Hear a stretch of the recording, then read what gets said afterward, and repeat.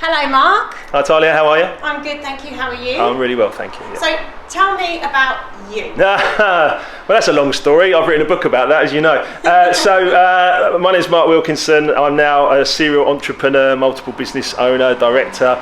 I was an ex-international DJ. I still do a bit of DJing. I'm a record producer. I've got lots of stuff going on now. So we kind of know you from the DJ scene. That's where it all started, wasn't it? Ministry sound, high energy, partying all night. Yeah. You know, it's just a mad world, isn't it, when you're a DJ? But for you, you hit troubled water.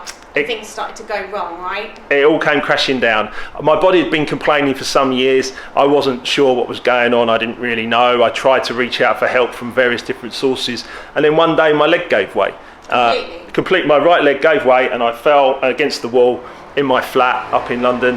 And that's it. I was on the floor just laying there, conscious obviously, but just going, what's just happened here? Did you have any pain before that? Well, yeah, so my body, the doctors diagnosed me with irritable bowel syndrome, so I had a lot of stomach inflammation. I did have aches and pains. I had loads of stuff that I was trying to understand what was going on in my body. But I was 26 when that started. By the time I collapsed, I was 33. So there was signs, but for me, I know this is not the normal story, but for me, the collapse was quite dramatic. And is that where your leg just gave way, or just where you were in so much pain? Like, talk me through that day when you just knew there was something not right. So it's another hangover morning after a big night out in my central London flat, and I'm walking. I made myself some food. I've got a tray. I'm walking back through my flat. My brother's sitting there because we were sharing a flat.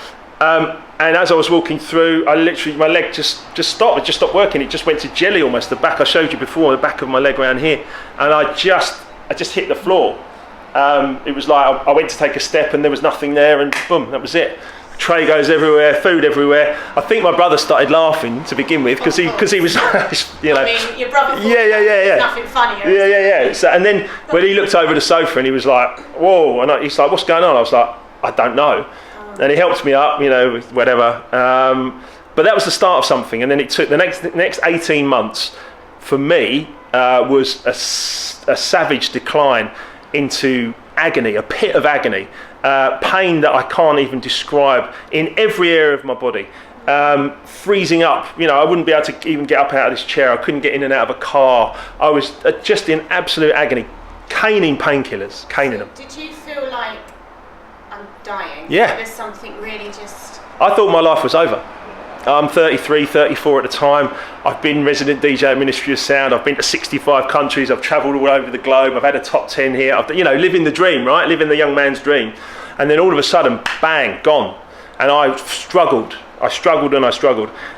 to try and understand what was going on, but also ultimately suicidal. I'm not sure I ever would have gone through with it. I'm glad I didn't. But ultimately suicidal to the point of I'm not adding value to anyone's life. I'm certainly not living a life that I've been used to for 20 years before that. And the pain was horrendous. So what steps did you take? What was the journey of getting an NASS diagnosis for you? Well, I was living in Harley, just off Harley Street at the time, and I didn't have a GP, and I went to numerous private doctors, paid lots and lots of money out to private doctors, because thinking, I'll go and see a doctor, they'll fix this, won't they, you know, it'll be fine. And I got diagnosed probably 18 months later. I mean, nobody could diagnose me. They all tried, they all did their best, I know they did, but they were coming from their angle of medicine, and they hadn't seen anything like this. And also, I hadn't seen anything like this. I didn't know anyone else who had this, you know, in my young life. What was the key moment where they, you know, was it an MRI, was it the blood test? Well, I limped into, we moved, and I moved to Clerkenwell, and I just thought I just need to get another GP. I need to get a GP basically. So I moved to Clerkenwell. I went into this GP. I shuffled in. I remember hearing your story, and I sort of shuffled in, and I was all over the place. I was like, "Oh, help me," you know, and you know what I'm talking about, right? And I was like, help. And she took one look at me, and I remember her words. She said, "I'm surprised you've survived this long." And, you know, I was like a bag of emotion as well. So I was like, oh no.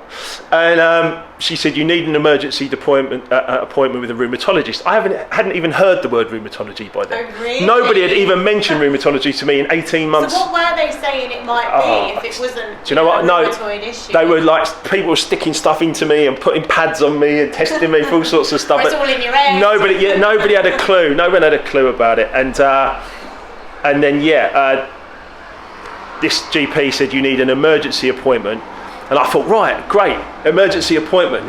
This afternoon, yeah, I'll go. No, 6 weeks later, so I'm still like shuffling along. 6 weeks later, I walk into, I think it's UCL on the Euston Road, and I walked in and I sat down in front of this rheumatologist, first time I'd seen one, and I went, blah, blah, blah, here's all my agony, all my pain, all my stress, everything. And he said to me, okay, yeah. And I remember there was a little team of, what do you call them, junior doctors, and they're all sitting there watching as well, you know. And I'm thinking, learning. Yeah, learning. You know, and anyway, they're making notes and stuff. And then he said, "You've got this," and he gave me this booklet. And honestly, how did you feel? Mind blown. I was literally just reading every single thing that I read in this booklet. I've still got it at home. It's like a souvenir now.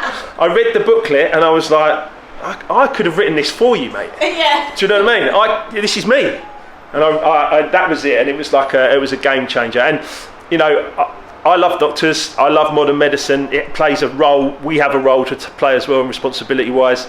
But certainly, they gave me some medication, and I was quickly back on my feet for a while I started to discover all the other things I needed to learn. So what was the journey time roughly from that to diagnosis? I was about 18 months, and I've until recently, until I've written my book and put the message out there in the world, I thought that was a long time. It is. And it is a long time to go through some agony, but not as long as you, and not as long as some other people that are saying the average distance is like 8.5 years. I mean, So how is life now, Mark? What are you doing? Are you suffering? No. Are you better? Tell me. I use the word recovered.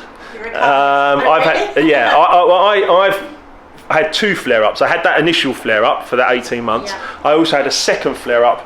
That was in my 30s. A second flare-up in my 40s, where you might be able to see the scars on my knees, where I've had knee operations. Oh, wow. But at the end of the day, I had a second flare-up where I had 7 knee operations in 2 years almost, to try and get rid of the huge inflammation. You'll see pictures. It's all out there on the internet and stuff like that. But the point is that I have now removed all stress from my life.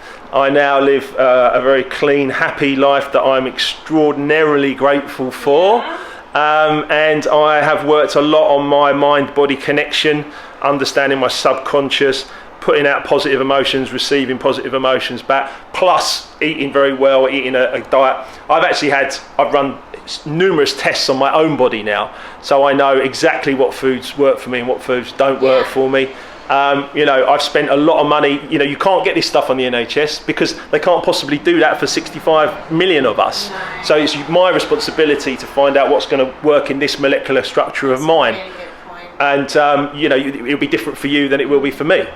But I've done that, and I've come out with great results. And hey, listen, I played 18 holes of golf this morning before coming to see you. I'm all right. Things are good. Business is good. Life is good. Happily married. Thank you. Happily married, which has a huge impact. The people closest to you, you've got to be in the right vibration and the positive vibration together. So if there's any advice you could give to someone right now who's suffering with AS, axial spondyloarthritis, what advice would you give them? If you've got any pain in your body, reach out for help, and speak to people that have been through it. Speak to people like you, me, the good guys at NASS.